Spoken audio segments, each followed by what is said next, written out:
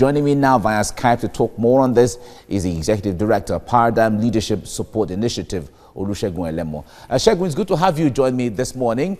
A lot of Nigerians, I know you would also have heard a lot of complaints and talk about how the monies were coming in and how concerned Nigerians are relating to the utilization of these funds. Thanks to all those who are donating, and even more money is coming in from the reports we are getting. But do you have concerns regarding the way the monies will be disbursed from our antecedents? Yes, certainly. I do have concern. As we speak today, there's a huge trust deficit in the country. The kind of governance process that we're running is not giving room for citizens to have confidence in those who are managing the affairs of government. So there is trust deficit in that regard. I must say at this point that even though there are isolated cases, but as a country at large, if you assess the current situation, we haven't shown leadership as much. So the funds coming in now, as at yesterday, I understand that the funds have now reached 19.4 billion naira. That's the private sector donation, and of course, you know, the federal government has now established, of course, as approved by the president, to establish an intervention fund of about 500 billion, of which funds will be coming in from International Monetary Fund, World Bank, and the African Development Bank. And all of those monies, some of them are grants, but most of them are loans. So we want a situation where the funds, the management process is clear to everybody, all citizens, and with no exclusion whatsoever. And that's why we gave the press release a few days ago, asking the chairman of the Presidential Task Force, who is the secretary to the government of the Federation, Mr. Boss Mustafa, to make the strategy paper for managing the COVID-19 fund, both the private sector donation as well as the intervention fund established by the federal government, to make the strategy paper, open and public to everybody, such that accountability institutions will then know how to come in ensuring accountability of the management of the funds. All right. Now, the Minister of Finance had announced in a press briefing on Monday, earlier in the week, that about 5 accounts or so have been opened in different banks where this monies will be lodged. Now, she also made reference to the issue of the fact that it is connected to TSA, where it is centrally monitored. Talk to us about how these things certainly would work and how Nigerians will also follow. No, certainly, if she says that the accounts that the monies will be domiciled are already active and those accounts are connected to the TSA, yes, we expect that there will be no transfer from such accounts without trace. Yes, there will be trace, but of course, you know that we're in an emergency right now. As such, the kind of procurement process that all of these expenditures will follow might not be the regular and the routine procurement process. Even where there was no emergency, you know that ministry departments and agencies do flout procurement laws and financial regulations, talk less of when we are in an emergency. But the fact that we're in an emergency does not mean that people should just go ahead and make expenditure without recourse to the relevant laws and regulations. And where those laws do imply, we expect that MDAs will adhere to existing regulations, even though they need to make emergency procurement. Aside from that, is the fact that the management process, the strategy paper, the framework is not clear as to what we are going to be disbursing to, how we are going to be disbursing, who is authorizing disbursement, and how do we ensure accountability. For instance, when Ebola broke out in 2014, countries like Sierra Leone had ongoing audits of how the funds were being utilized, and as such, they were able to ensure that the funds were utilized efficiently and effectively. You recall that even in Nigeria here, we had issues around how Ebola funds were utilized. So we don't want that kind of situation to occur again with this pandemic. Even as we are fighting the pandemic, we must ensure that the resources available to fight, the pandemic war is efficiently utilized. And for me personally, I would have loved a situation where the private donors, actually, buy items, purchase items that are required, for the frontline health workers to do the work they need to do. But certainly, you do not expect all of these private donors to then, go into the open market and start purchasing. Some of them would prefer, to make financial donations, and there's no crime about that. Basically, when it comes to the issue of available data, we know that we have always talked about the inadequate availability of data as to what is really on ground, how many people are we really planning for, and so on. Now, if we narrow it down to the issue of COVID-19, some medical practitioners have even said that there is the likelihood of some persons having COVID-19 and not reporting. So we could have even more cases that are not on the radar. Now, how will the inadequate data challenge the utilization of these funds that are being donated or contributed towards this pandemic? Yes, the problem we're going to have is that we're not going to be able to tell exactly the number of people we're planning for.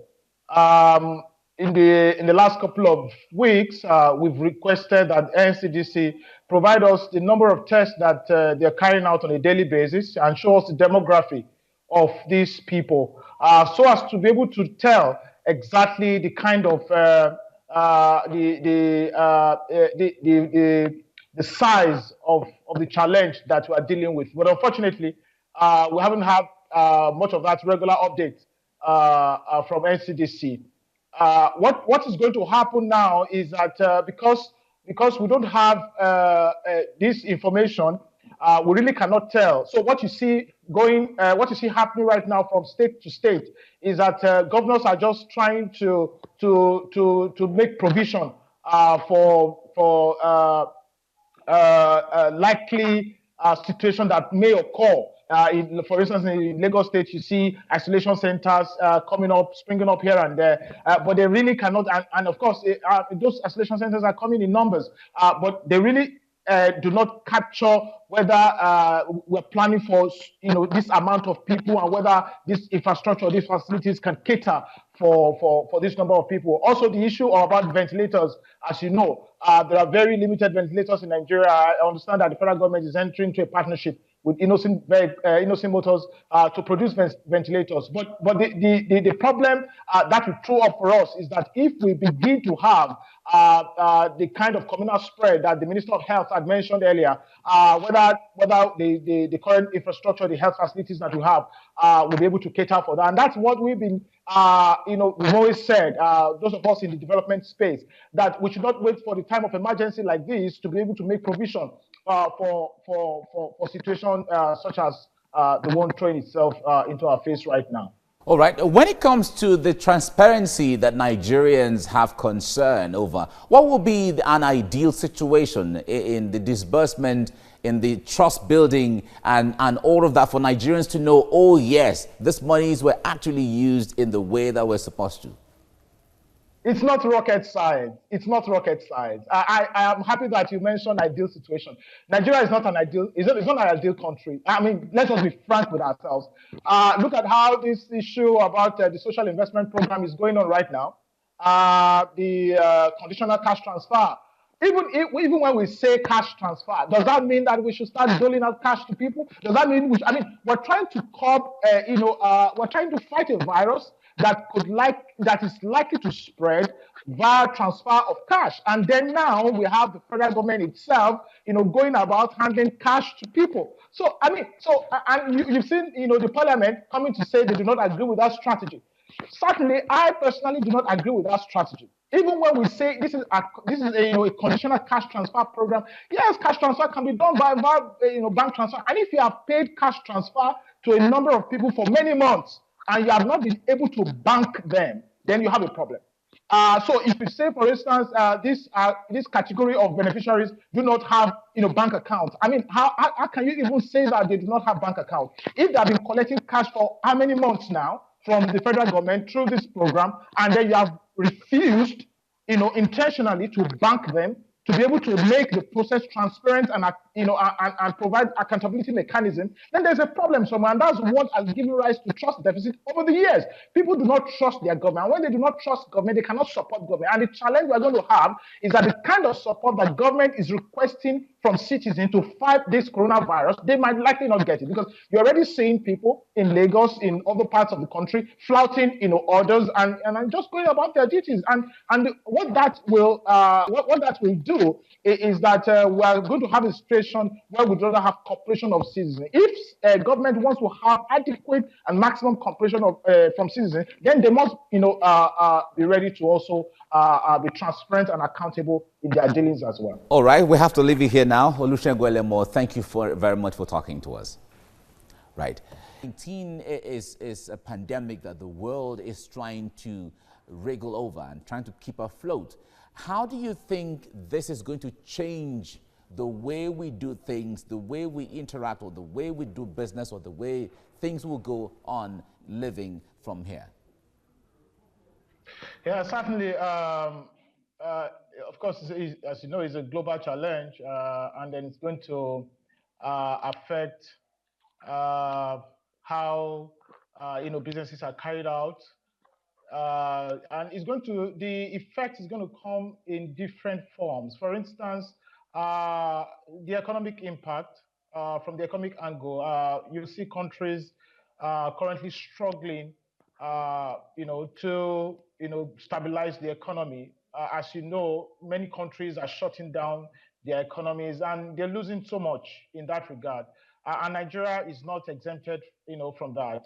For instance, if the cost of shutting down the entire, Lagos, Abuja, and Ogun State, a total lockdown, of course, is there. And then, countries as they come out from this pandemic will struggle to revive their economies. Also, countries who depend solely on sale of crude, just like Nigeria, will also begin to continue to experience the negative effect of COVID-19 over even after a period of time before there is stability in the market. As you're aware, I think OPEC is having a meeting perhaps today or tomorrow to see how they can intervene in the global oil price that crashed a few weeks ago, and then bringing in countries like Russia and China to see.